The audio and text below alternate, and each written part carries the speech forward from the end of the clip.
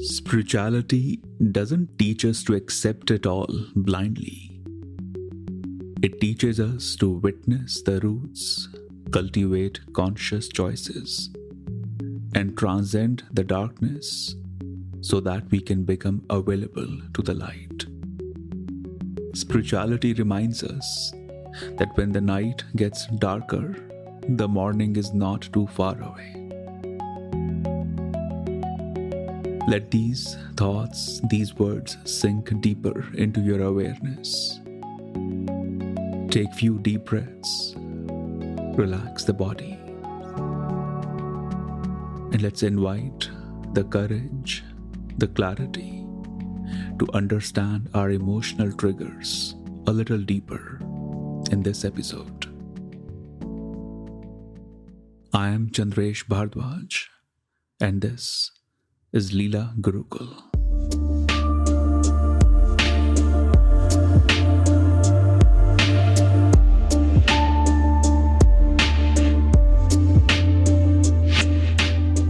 Namaste everyone.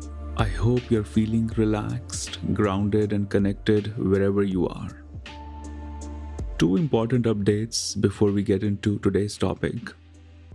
October 7th to 14th of this year, 2021, is the Navratri ritual, the 9 nights of celebrating the divine feminine, the 9 nights of celebrating that higher consciousness. It's one of the most auspicious, sacred time to expand your awareness, to receive the new strength, and to really put your intentions into a deeper space. I may be in silence or going through rituals during those days, and I may not work on any episode during that time. So here's a reminder to mark this date on your calendar, October 7th to 14th, 2021, and use these days to deepen your meditation, increase the duration of your meditation, go a little deeper into your self-reflection, and avoid any casual meetings, because casual meetings lead to gossip, toxic energy, heavy energy at times, and sometimes you just receive the energy that you don't want to. And I recommend use these Navratri days to build a relationship with yourself. And trust me, if you have never tried the meditation during these rituals, you'll be amazed how significantly your energy changes.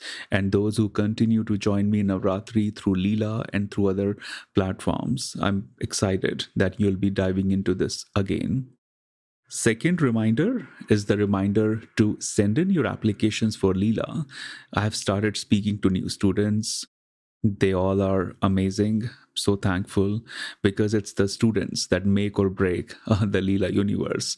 So I'm really excited to meet new students, speaking to them, and the ones I've spoken to already are just beautiful. And I know some of you are holding back the strength, the courage to go into Leela. Some of you may think, maybe I'm not ready. And the truth is, you will never feel ready. I still don't feel ready for many rituals.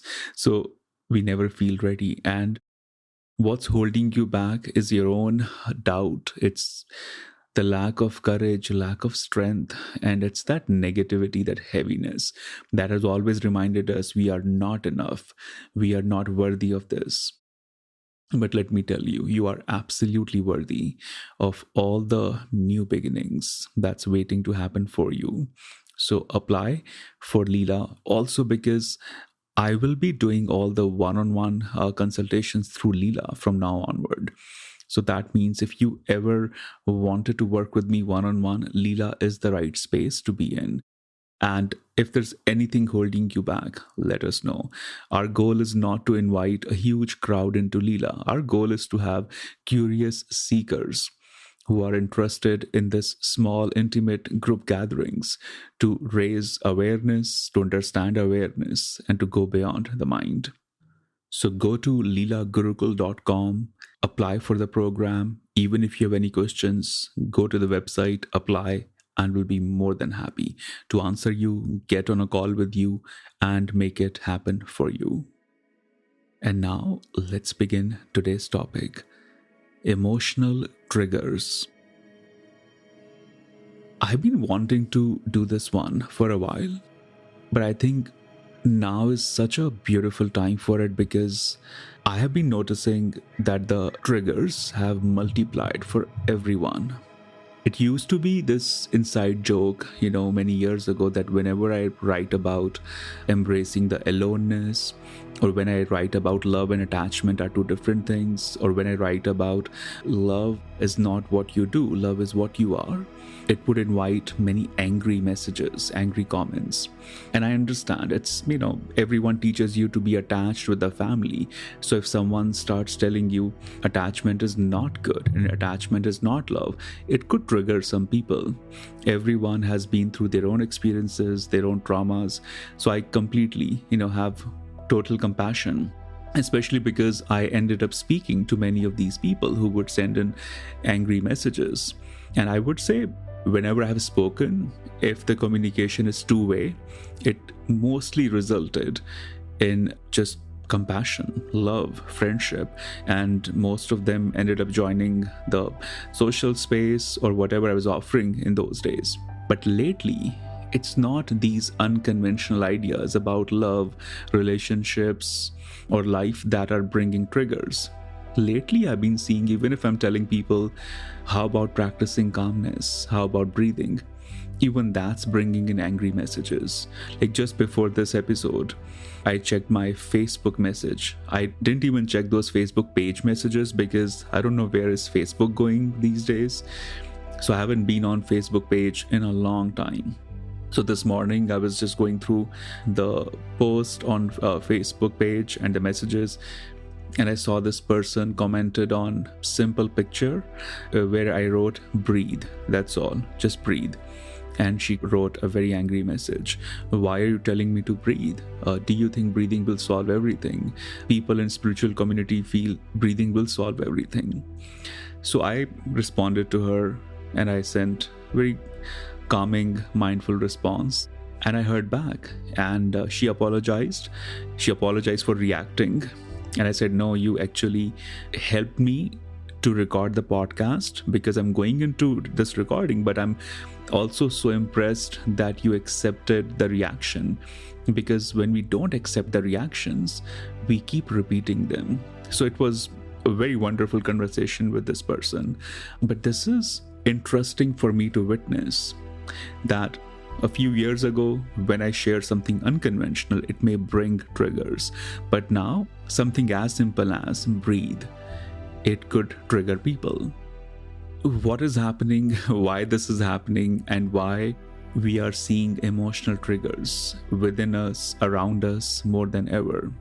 If I take into the Ayurveda concept, the way our global weather is changing, that's also contributing to the mood swings, the emotional triggers to some extent. For example, in Ayurveda, we have dosha system, and each dosha tells you that during these hours, do not do anything. During these hours, stay relaxed. So my dosha is Pitta, and I remember my Ayurveda doctor many years ago, I was in college at that time, she told me, do not meet the people you love from 12 p.m. to 3 p.m. because you're not going to respond too well to that conversation. And she's right. I mean, through meditation, through a mindful observation of my emotions, I've been able to understand and manage those emotions really well. But not many people know I still do not schedule meetings during these hours. Like I would schedule meetings if I'm home, if it's a Zoom meeting. But if I have to go out, I would avoid going out if it's too hot. It just does not work well with my system. And many people ask me, you are from India, and that's surprising. You don't react too well to hot weather. So India is a huge country. I grew up in the mountains. So for me, rain, cold weather, that's the feeling of safety. When it's too hot, I don't like to step out, and that would affect my triggers. I've always seen that. You could be saying something to me or something could be happening. I would respond to it very differently if it was happening early morning or late evening, especially late evening. Anything I do after 7 p.m. is just perfect for me. It's the most healing thing. So understand your dosha system first of all. You can even Google dosha quiz, and Google will give you plenty of results for that. My dear friend Sahara Rose has dosha quizzes, I know, and many other wonderful friends I have in the Ayurveda community. They all have dosha quizzes now. So explore that space, explore the Ayurveda system you have. But the funny thing is, I wasn't even planning to talk about Ayurveda because I'm not Ayurveda doctor. But yeah, I'm glad it showed up because we all need to have the Ayurveda wisdom no matter what. It will just change your life the more you go into it. But before I step even deeper into triggers through Tantra, through the meditation point of view, I want you to understand trauma, triggers, anxieties. They all play with each other. So what could be a trigger to me? Maybe nothing to you. Or what could be your trigger? Maybe very alien to me. I feel we all have such unique trigger points. We all have such unique system, and we respond to things differently. And it's very important to hold the right space for our triggers and also for others. You may come across someone who could be triggered when you offer them food, right? But you have to hold the space for that trigger. When you start holding the space for anyone who's going through their emotional trigger, you not only help them, but you also help yourself through this practice of calmness, patience, and I think a little love. We all can use these elements. And there are some triggers that I know for sure can be easily worked on through meditation, through yoga practice, through more self-reflection, through Ayurveda. But some of you may be going through triggers that are way too deep, that are no more emotional triggers. They have become some sort of physical illness. They have become some sort of deep trauma. In that case, I highly recommend you speak to the right person, a doctor, psychologist, psychiatrist, anyone that you think will help you in building that healing. I feel combination of science and spirituality is never bad. It's always helpful, but you have to walk into it with trust, gratitude, and awareness. So first step in this whole process is to really accept and understand what are my triggers. It may not be revealed right away, because some of us are happily bypassing them. We are trained to bypass them. We are trained to just look at the symptoms. So maybe through meditation, if you have a therapist, through the therapy session, get to know what are your triggers, what brings you that emotional uneasiness, what makes you angry, what makes you go a little weaker in your emotions. And why we need to understand the triggers, because if they are triggers that are bringing you mental weakness, fear, doubt, they'll keep on multiplying if you don't pause. They'll keep multiplying if you don't understand their signs. And reactions build this chain. They build this vicious cycle. And no matter with whom you are, where you are, they'll keep repeating. No, I've worked with couples where sometimes one of the partner will keep complaining about one thing, that my partner doesn't do this, they always repeat the same behavior. So finally, when that particular partner stops repeating that behavior, the other partner gets even more angry because now they have nothing to complain about. So funny thing is, their mind has become so used to of reacting to their partner's behavior that when that behavior disappears, we don't know what to do. But this is the trick of these reactions, the trick of these mind-related reactions. They'll keep wanting some drama out of you. They keep wanting some sort of craziness out of you. Like, I always wonder when I'm driving on the road, and if there is someone driving slow, if there's someone driving a little bit here and there, not dangerous, but maybe a little slower, the other drivers get really angry. Let's say the light turned from red to green, and the driver in the front takes 2 seconds to make a right. The drivers behind that car, they start to get angry. And this is just the reaction of the mind and body, right? And we have become so fragile with our reactions. We don't even know how to manage them anymore. And as I said, we are in the times that people are even reacting when someone says, breathe. So this is not at all a good situation. And I've mentioned this in the last year episode that we are slowly moving to self-destruction. I don't think we need any aliens to come here or any zombies to just end the human race. I think we are doing a lot of stuff on a daily basis to, extend the human species. And it's not good. Not at all good. It's scary. It's sad. It's tragic. So I don't expect that you and I can change the entire world. But if you work on yourself, maybe you'll inspire one more person, and maybe that one person will inspire one more person. And I feel even that's something than not doing anything at all. So work on what triggers are showing up, where they show up, with what kind of situation they show up. And it will be an effort to understand the software of your mind, because mind doesn't understand the new language easily. You need to teach it that this is my self-love language now. This is my self-compassion language now.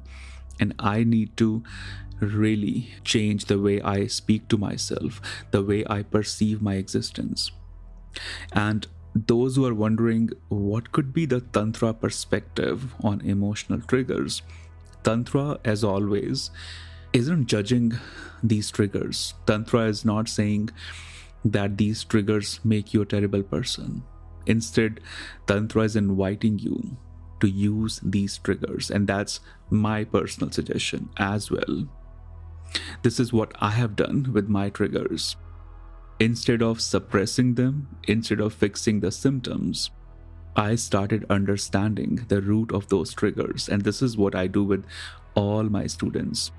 And I think one of the fascinating things I learned during the Leela program was watching a group going through their emotional triggers. And during meditation, during these self-reflective group discussions, they started making use of those triggers without suppressing them, without bypassing them.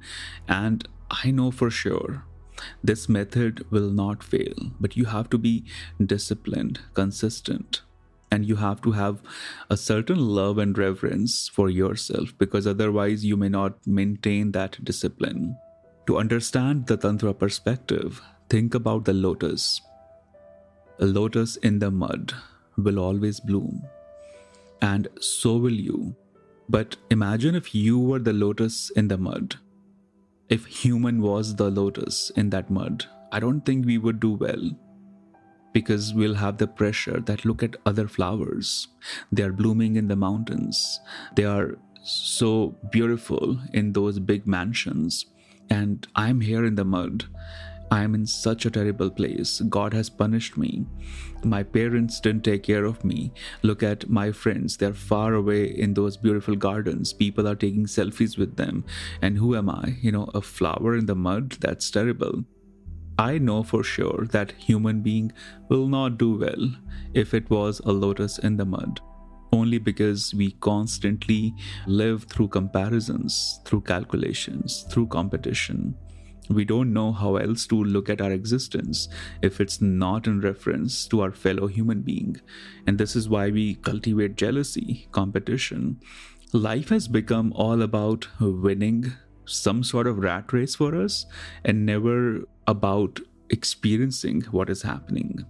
But I want you to stick to this lotus in the mud image in your awareness, because you'll realize a lotus starts to use all that's available to it. It starts to renew all its power, all its energy, and it starts to bloom so beautifully. And because it embraced itself in the mud, the poets started writing poetry. The spiritual teachers started using lotus in the mud as a great example. And it has been happening since ages. Lotus in the mud has become this beautiful reminder to embrace your strength. And this is how it can work for you too. If you embrace where you are, if you honor and understand the science of where you are, you'll not fail. So once you understand the emotional triggers, the challenges, the emotional anxiety that show up, understand the root of it, where it is holding itself. For many people, the stomach, the navel center, the belly area, that's where a lot of triggers are. And that affects the digestion system, that affects your creative energy, your sexual energy. And many people start to become productive, overproductive, and forget that there is something called creativity. So they replace creativity with productivity. But shifting the gear of triggers will require you to come back to creativity and release the need to be productive. Okay, there's need to be creative, to be playful, and still do the work you do. You can absolutely have fun even while working as an accountant and still find time to play, still find time to be who you are. I mentioned Ayurveda already. Along with Ayurveda, I'm going to mention yoga pranayama. So pranayama are the breathing exercises. And I feel if I could mention just one pranayama to release the emotional triggers or to understand or have a stronger grip on them, that would be the Kapalbhati pranayama. It's pumping out the breath in a systematic way. You could just look it up on YouTube and you'll find plenty of helpful tutorials. Start doing it 5 minutes a day, then do it 10 minutes, then 15 minutes. And trust me, it's going to release a lot of stored up emotion around your navel. It's going to release a lot of what you're holding back around the navel. And another step you can do before you meditate, shake the energy. You could actually jump, you could scream, you could have a dance. Move your body in a strong, intense way so that it can really release all that you're holding it within. There are tantra meditations where people are invited to just cry, to just laugh, just dance, and then go into a deeper silence. Tantra is going to invite you to be wild, childlike, untamed being, where you're not being civilized anymore, where you're not being apologetic about your emotions. So use whatever works for you to go beyond the mind. You can move the body before meditation. You can go through your emotions. There's no need to witness anything there. Just be yourself. There's a podcast I recorded a long time ago. I think it was titled The Roles We Play in Life. And I mentioned a story about a king who would always just scream, jump, do whatever he wants to do. And that was his secret of superpower. The calmness and clarity will not happen if we are so consumed by constantly feeling the stiffness in the body. You know, when you are around the family, your work contacts, your office people, you have to be in a certain way.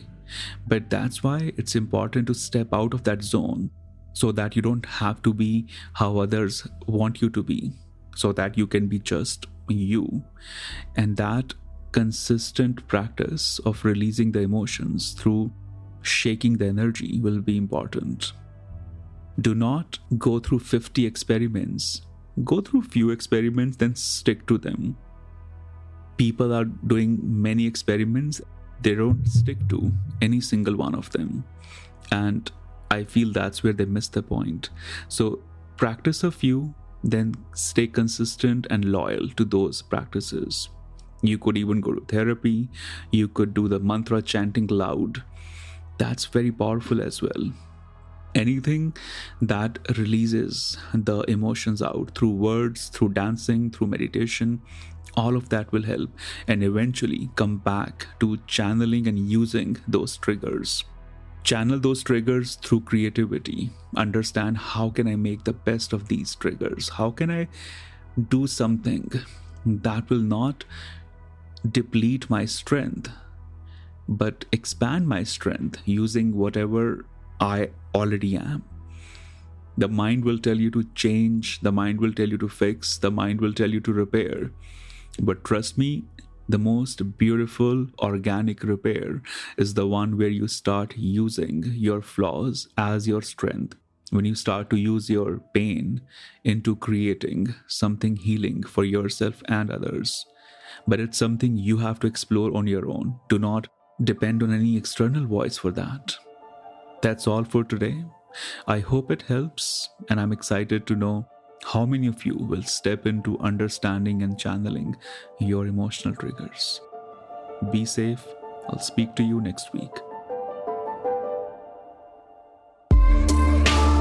May the teachings of Tantra continue to guide you and heal you. And I hope Leela Gurukul helps you to unlearn the old and embrace the unknown mystical possibility unfolding for you. To support this podcast, share it among the seekers who are ready for the next step in their spiritual path.